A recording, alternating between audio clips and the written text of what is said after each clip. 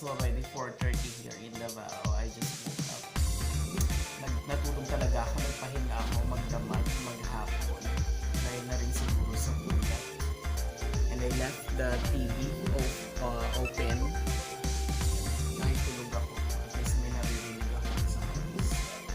Today, I'm going to show you how I am preparing before going to work.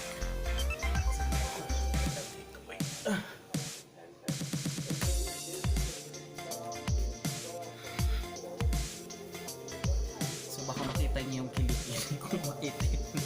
Joke lang, hindi maitim yan. Dati po isa po akong baluga. Yun yung inaasar sa akin ng boss ko, baluga ako.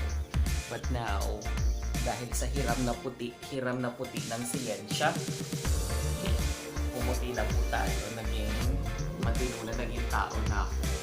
Hindi lang pag hindi lang naka-makeup yung mukha ko, hindi ako tao. Maliligo ako and I'll continue the video after that. Okay. Bye for now. So I'm done taking a shower.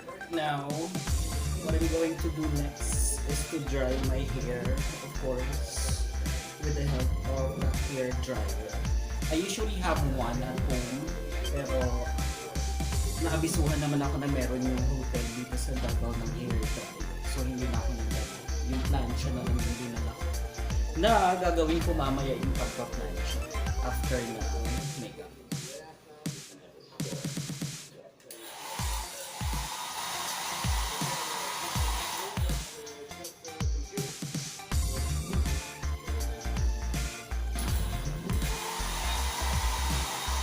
Guys, I'm done drying my hair, so right now I'm going to put my makeup, and since I'm not a makeup vlogger, I'll just show you the finished product or once I'm finished applying it. First, I have to put my deodorant for my kilikili. Maputi po yan. Pwede kang tumira dyan.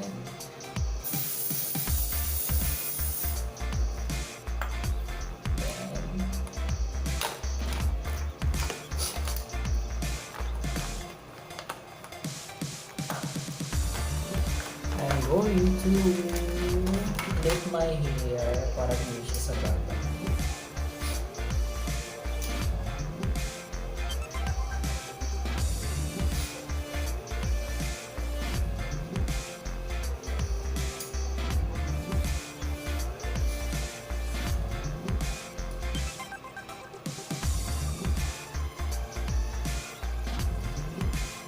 So, ganyan po ang itsura ko kapag ako ay nag-makeup. Now, I usually start it with the cream that I'm putting on my face. Sorry. And I'm not putting any primer. I'm using a cream that has an SPF on it para sun protection na rin siya. So this is actually the base of my makeup.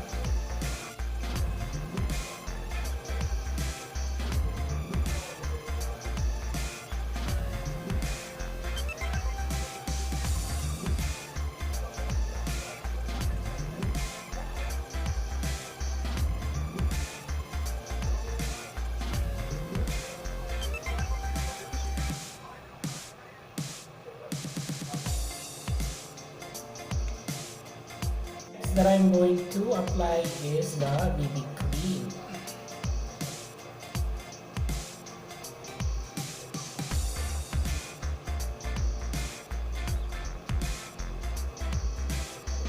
BB cream, I'm applying foundation, pero since my BB cream na yung face ko, very light na lang yung nilalagay ko.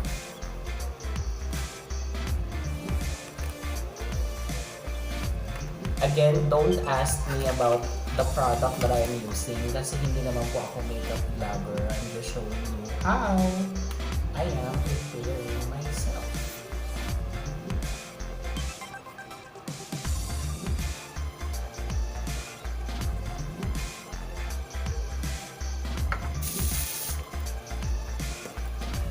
And I'm using the sponge that I have. Mas maganda kasi siyang pang-apply to have the smoother foundation and BB cream. Next to that is concealer under my eyes.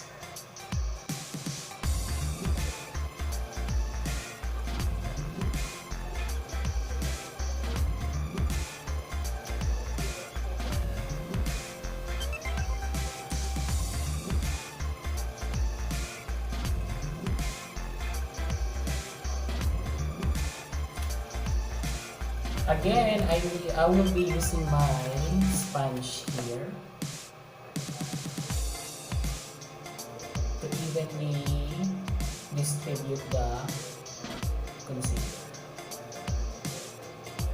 Then applying the concealer under my eyes. The good thing with this is that kahit wala kang masyadong tulog, magmumukha kang may tulog dahil mako-cover mo yung dark spot in under eye. And then, of course, you have to set it with a powder. And then, magko-contour na rin ako ng highlighter. So, hindi ko na siya masyadong i-detail.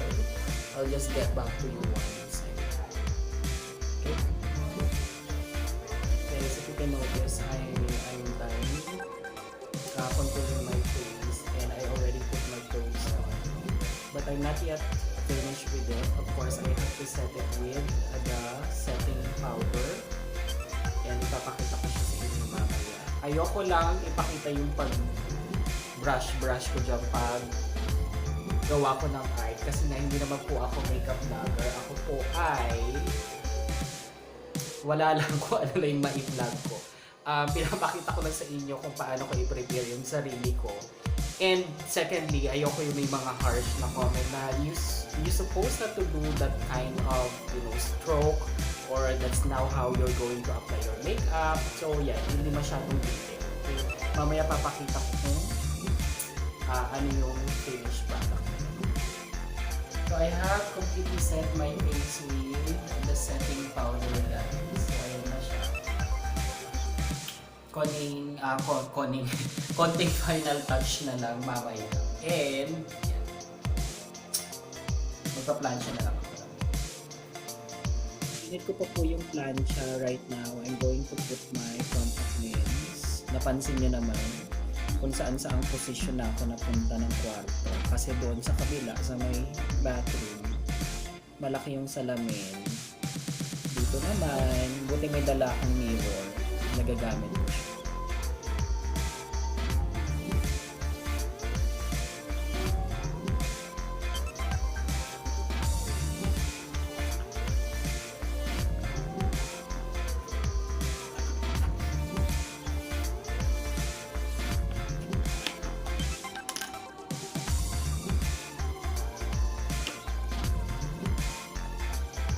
Dahil pinanganak po akong bulag, ayan, contact lens. Hindi naman ako pinanganak na bulag. So, pinanganak na malabong mata.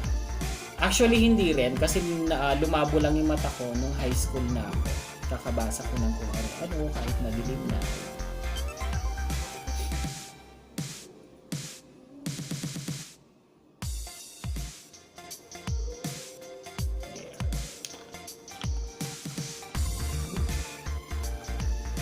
Mainit na yung plancha guys. I'm going to start straightening my hair.